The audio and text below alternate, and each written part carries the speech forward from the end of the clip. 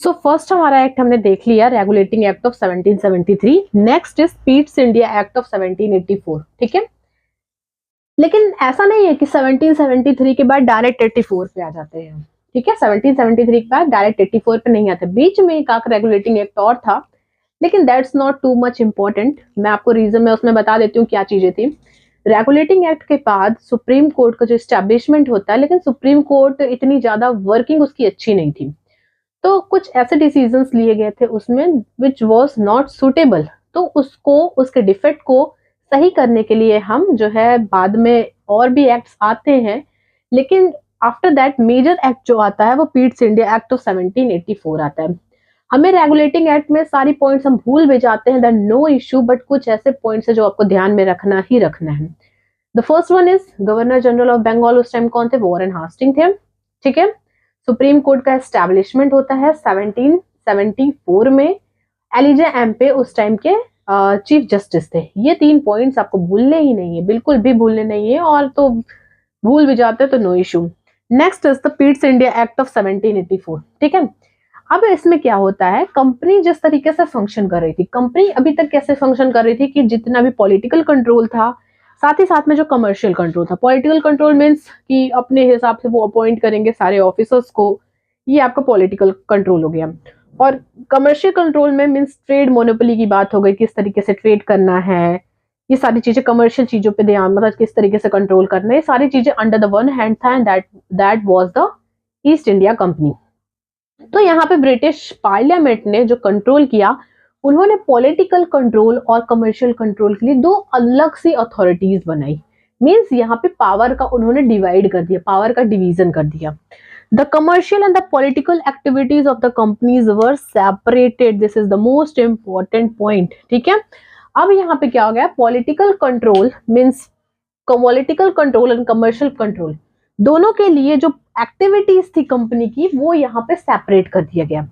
6 members of board of control were establish in England. Board of control का establishment किया गया कहां पर? इंग्लैंड में, जो कि 6 मेंबर्स बॉडी थी। ठीक है, control the supervise the political activities. Political activities को कंट्रोल करने के लिए यहाँ पर बोर्ड ऑफ कंट्रोल मीन्स, ध्यान रखिए, पॉलिटिकल एक्टिविटीज को कंट्रोल करने के लिए बोर्ड ऑफ कंट्रोल को बनाया गया। 6 मेंबर्स बॉडी थी, और कहां पे बनी थी ये एस्टैब्लिशमेंट? इसका इंग्लैंड में हुआ था।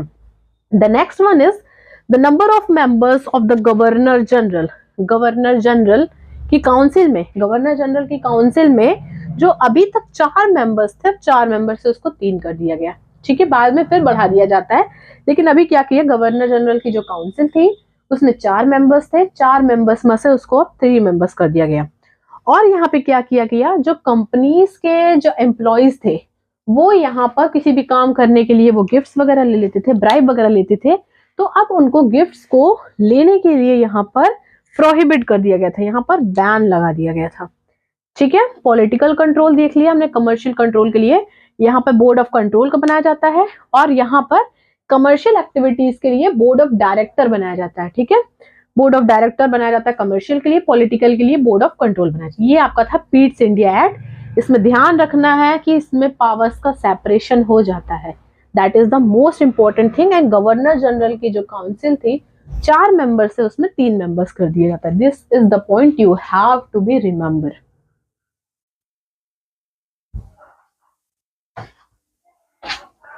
नेक्स्ट हमारा आता है चार्टर एक्ट ऑफ 1813। ठीक है, चार्टर एक्ट ऑफ 1813। अब फर्स्ट टाइम यहाँ पे क्या किया गया, क्रिश्चियन मिशनरीज को अलाउ किया गया कि आप जाइए इंडिया और यहाँ पे वहां पे जाके आप अपने क्रिश्चियनिटी रिलीजन को प्रमोट कीजिए। तो यहाँ पे फर्स्ट टाइम क्रिश्चियन मिशनरीज को अलाउ किया गया कि वो अपने रिलीजन्स को प्रीच कर सके, उसको प्रमोट कर सके। ठीक है, और आपको ध्यान होगा कि ऑल ओवर जितना भी आपने मॉडर्न हिस्ट्री में पढ़ा होगा, तो ब्रिटिश ईस्ट इंडिया कंपनी का जो 2 तरीके से उनका जो ट्रेड था, किस चीज का? टी का एंड कॉफी का। ठीक है, ये काफी ज्यादा प्रोमिनेंट था, क्योंकि इंग्लिश जो थे उनको भी काफी ज्यादा लत लगी हुई थी चाय और कॉफी की, सेम एज मी, मुझे भी काफी ज्यादा है। तो उसका उनको मतलब उनकी ट्रेड उस चीज पे काफी ज्यादा मोनोपोली उनकी ज्यादा थी। जितने भी और अदर्स ट्रेड थे उन सब पे कंट्रोल किया गया। अदर्स तरीके के प्राइवेट प्लेयर्स को भी अलाउड किया गया कि आप इंडिया में जाइए और आप अलग अलग तरीके से ट्रेड वहां पे कर सकते हैं। लेकिन सिर्फ और सिर्फ कॉफी और टी, दो चीजों को छोड़ के चाइना से इनका ट्रेड सिर्फ और सिर्फ इसका राइट ईस्ट इंडिया कंपनी के पास रहेगा। और अदर्स प्लेयर अगर वो किसी और चीज का ट्रेड करना चाहे इंडिया के साथ, स्पाइसेस एंड ऑल, उसका वो कर सकते हैं, but except the tea and coffee. ठीक है। Companies trade monopoly was abolish, जिस कंपनी की मोनोपोली थी वो अबॉलिश कर दी जाती है। All British people were given the right to trade, और जितने अदर्स ब्रिटिश प्लेयर्स रहते हैं उनको भी राइट दिया जाता है किस चीज के लिए, ट्रेड करने के लिए। ठीक है, this was the second point. Third point इसमें क्या करते हैं, वही जो मैंने आपको बताया कि इनको अलाउ कर दिया जाता है टी और कॉफी के लिए with China. And the fourth point is कि अब क्या किया गया है, इंडिया में 1 लाख रुपए एजुकेशन पे इन्होंने ब्रिटिश की पार्लियामेंट ने दिया एजुकेशन को प्रमोशन के लिए। ठीक है, so here the point is the monopoly of trade, the monopoly of trade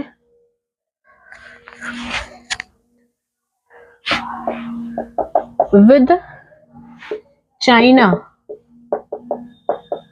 is maintained.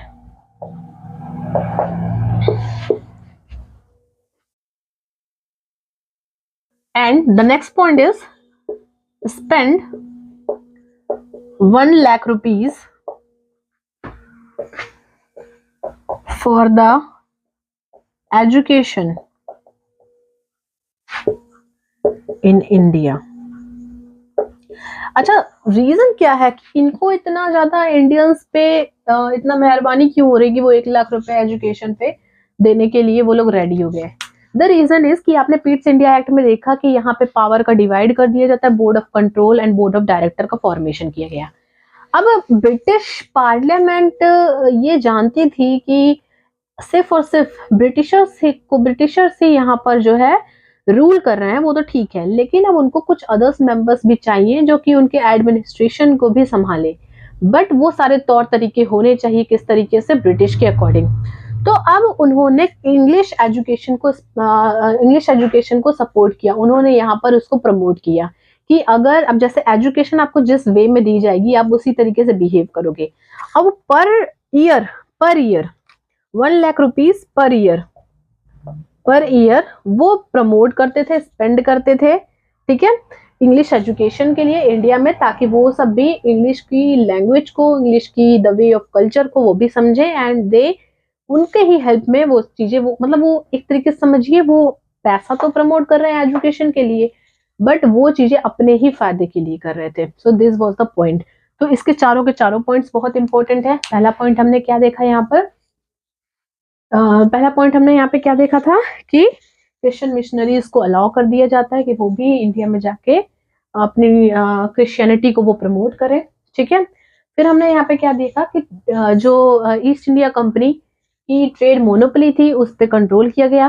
ठीक है, नेक्स्ट हमने ये देखा कि monopoly of the trade with China is maintain, China के साथ जो ट्रेड मोनोपोली थी ईस्ट इंडिया कंपनी की उसको मेंटेन किया गया। एंड पर ईयर 1 लाख रुपए जो इन्वेस्ट किया गया एजुकेशन पे इन इंडिया। ठीक है, these all are the points are very important.